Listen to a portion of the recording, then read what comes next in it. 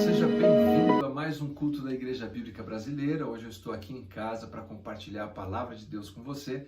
Como você pode notar, nós já estamos preparados para comemorar o Natal. Aqui nós comemoramos e muito o nascimento de Jesus, a encarnação de Deus, a vinda do Salvador dos homens. E esse é o nosso novo tema, o Natal de verdade, o Natal de acordo com a palavra de Deus. Eu quero encorajar você, seja um missionário digital, curta essa mensagem, comente e compartilhe, porque quando você faz assim, nós alcançamos mais pessoas com a mensagem do Evangelho.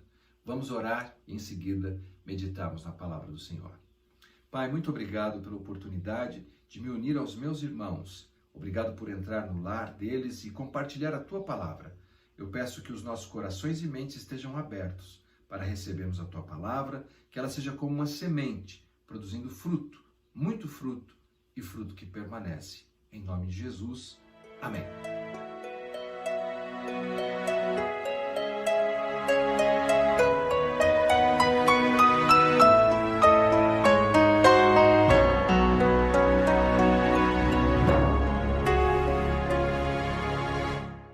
Dizem que dependendo da circunstância, o silêncio dói. Embora eu more num lugar muito tranquilo, nós não temos muito silêncio aqui. Nós ouvimos continuamente os pássaros cantando, os marrecos grasnando, ouvimos o som do vento nas árvores e de vez em quando aquele sonzinho da máquina de cortar grama espalhado pela serra afora. Quando eu sinto aquele silêncio que dói, que até constrange, é quando vou à cidade e tenho que apanhar um elevador. Você já viu 6, 8 pessoas dentro do mesmo elevador e ninguém se fala? Os olhares sequer se cruzam, todo mundo olha de maneira como se estivesse olhando por uma peça de vidro, o olhar está vítreo ali, enquanto ninguém se comunica. Agora imagine você que a palavra de Deus nos ensina que por 400 anos Deus esteve em silêncio. Isso porque o último livro que temos no nosso cânon, que é Malaquias, tem uma distância até o Evangelho de Mateus de 400 anos. Agora, não quer dizer que os homens não estavam em silêncio. Muitas coisas estavam acontecendo naquele período e a história é repleta de registros. Mas me parece que quando os homens estão fazendo muito barulho, Deus está em silêncio. Esse silêncio foi quebrado num pequeno vilarejo chamado Nazaré. Um vilarejo tão obscuro que sequer aparece na literatura rabínica. Mas é ali que Deus envia o seu mensageiro, o anjo Gabriel, que vai ao encontro de uma jovem, ainda adolescente, uma virgem, chamada Maria. E ele anuncia que uma promessa guardada por milhares de anos iria se cumprir agora através da vida dela. Ela daria à luz a um filho. Esse filho seria o Messias, o Salvador dos homens, o Rei de Israel. Mas ela respondeu como qualquer um de nós responderíamos: como isso é possível? Como pode acontecer algo assim? Afinal de contas, Maria não era casada, era uma virgem. Como isso poderia acontecer na vida dela? É importante lembrar que Maria vivia um tempo em que os milagres eram raros, praticamente inexistentes. E por isso ações sobrenaturais eram sempre vistas com suspeita. Até um partido religioso chamado Saduceus negava qualquer aparição angelical e até mesmo a ressurreição. Mas é nesse contexto que encontramos uma mensagem poderosa e inspiradora para as nossas vidas. Veja só, Evangelho de Lucas, capítulo 1, a partir do versículo 35. Respondeu-lhe o anjo: descerá sobre ti o Espírito Santo, e o poder do Altíssimo te envolverá com a sua sombra. Por isso também o ente santo que há de nascer será chamado Filho de Deus. E Isabel, tua parenta, igualmente concebeu um filho na sua velhice, sendo este já o 6º mês para aquela que diziam ser estéril. Porque para Deus não haverá impossíveis em todas as suas promessas. Então disse Maria: aqui está a serva do Senhor, que se cumpra em mim conforme a tua palavra. E o anjo se ausentou dela. Para Deus não há impossíveis em todas as suas promessas. Quando olhamos para a cronologia bíblica, considerando o esquema montado por James Ussher, nós vamos ver que de Adão até o nascimento de Jesus nós temos 4.000 anos. E você se lembra que a primeira promessa do nascimento do Salvador Jesus aparece ali, em Gênesis capítulo 3. Depois do ato de rebeldia, da impiedade, do pecado voluntário de Adão e Eva, e Deus então passa a pronunciar todas as consequências e as sentenças que viriam sobre eles, como por exemplo, ganhar o pão com o suor do teu rosto, a mulher dar à luz, mas com dores, a terra produzir espinhos, abrolhos, e finalmente o homem voltar ao pó, isso é, a morte os visitaria. No meio de um cenário tão cinzento, tão duro e difícil, Deus finalmente anuncia o que nós chamamos de proto-evangelho, o primeiro evangelho. Lá no capítulo 3, versículo 15, Deus diz assim: da semente da mulher nascerá um descendente, aquele que esmagará a cabeça da serpente. Ou seja, da mulher nasceria alguém que teria o poder de reverter tudo aquilo que estava acontecendo ali. Mas lembre-se, daquela promessa até o seu cumprimento, são pelo menos 4.000 anos. É por isso que não é de admirar que depois de tanto tempo as pessoas sequer acreditavam na possibilidade. Embora, veja você, que Deus ao longo da história do Antigo Testamento, ele foi renovando essa promessa por meio dos conhecidos heróis da fé. Por exemplo, Abraão.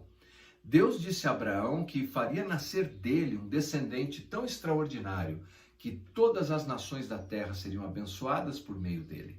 Era uma promessa da vinda de Jesus.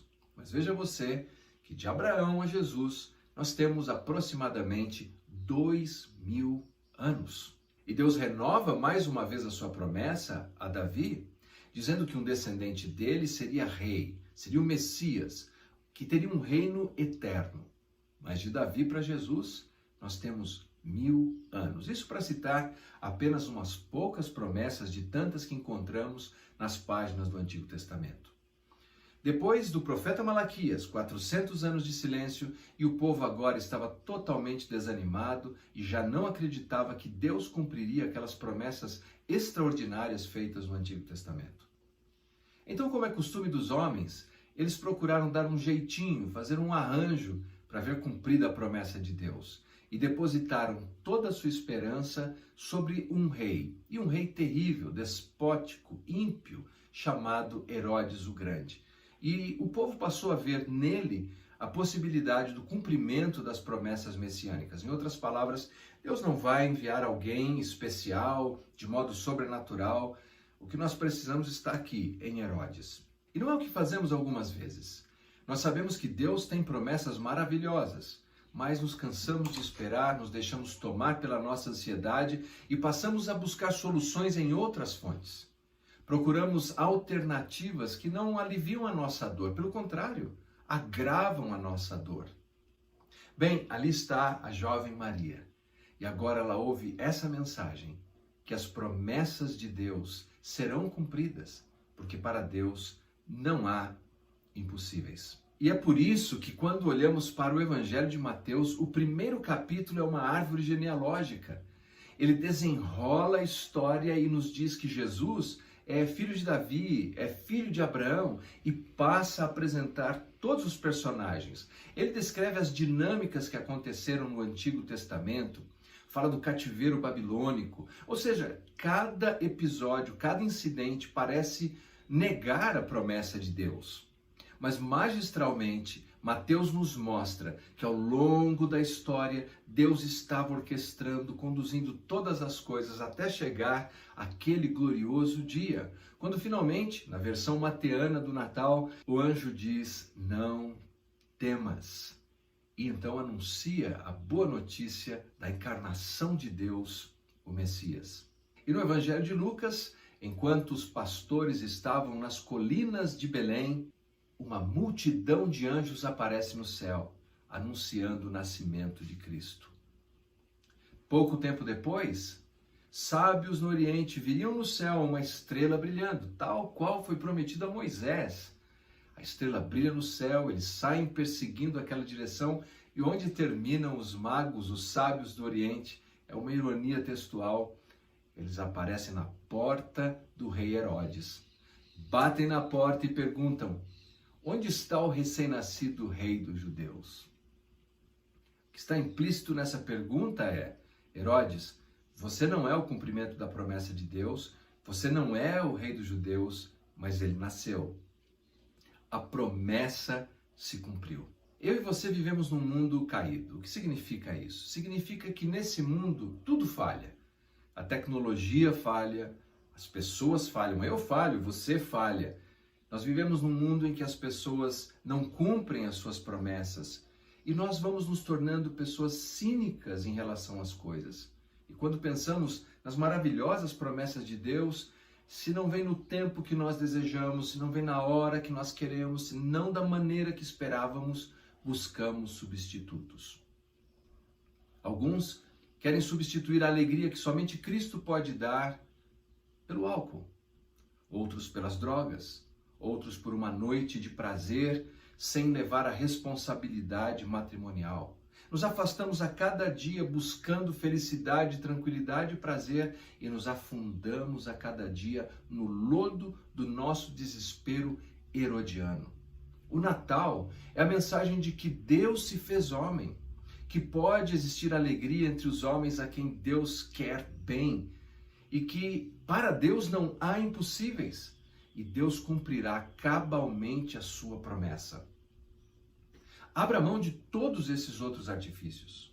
Deixe de lado todos esses atalhos para satisfação e paz e concentre a sua fé na bendita pessoa de Jesus.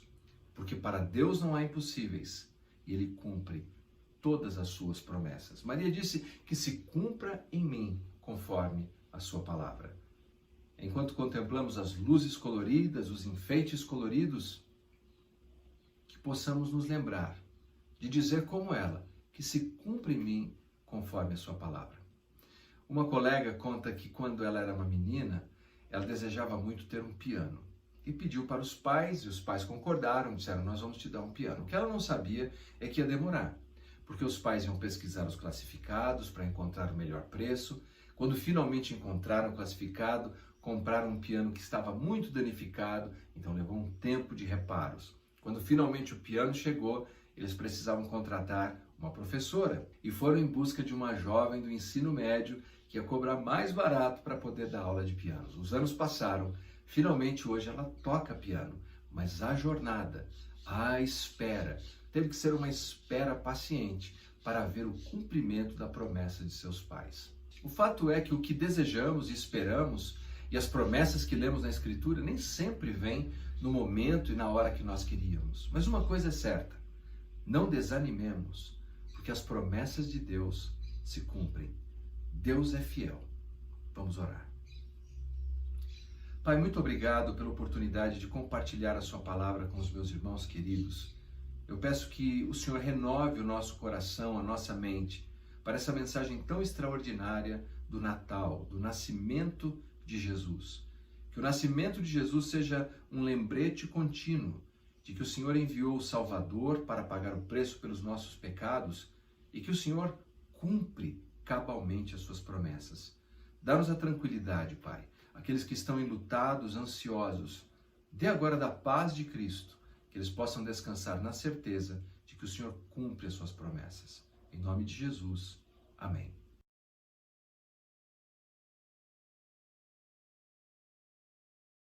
Fala aí, pessoal, tudo bem? O Alexandre aqui com vocês mais uma vez, nesse nosso primeiro culto aí do mês de dezembro.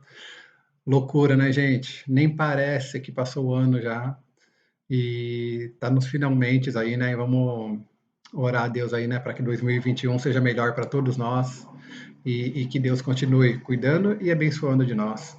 Eu espero que vocês tenham gostado da mensagem de hoje.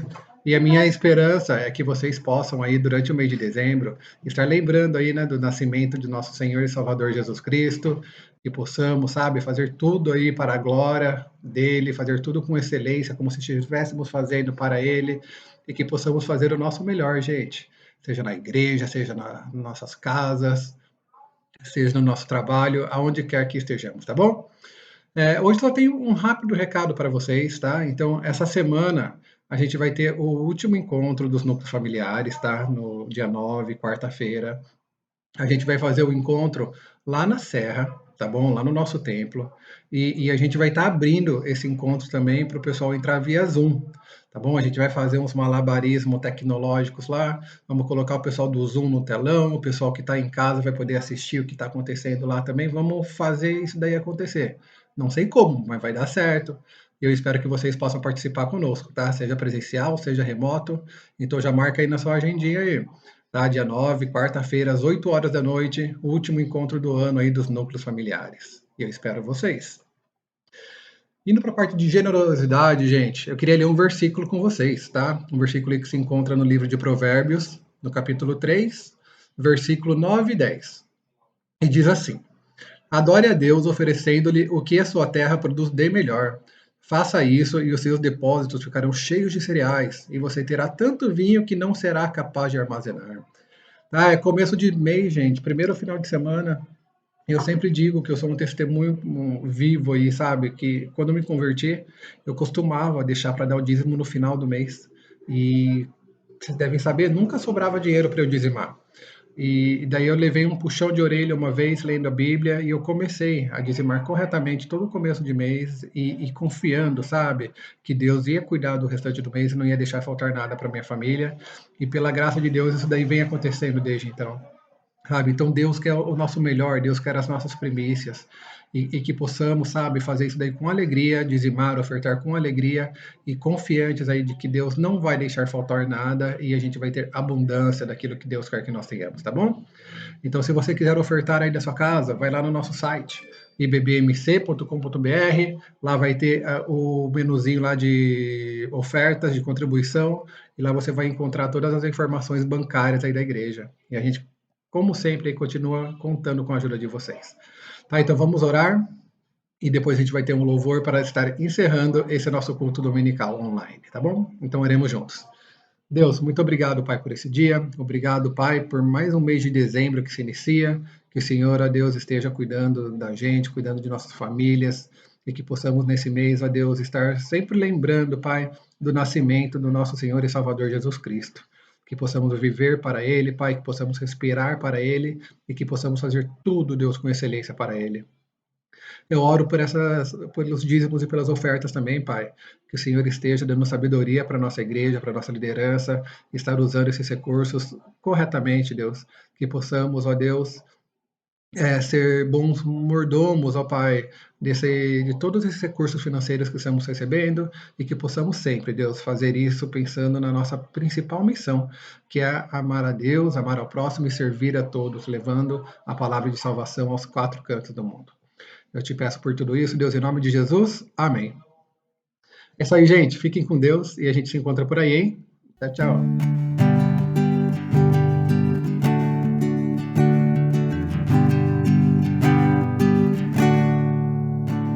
Por tudo que tens feito, por tudo que vais fazer, por tuas promessas e tudo que és, eu quero te agradecer com todo o meu ser.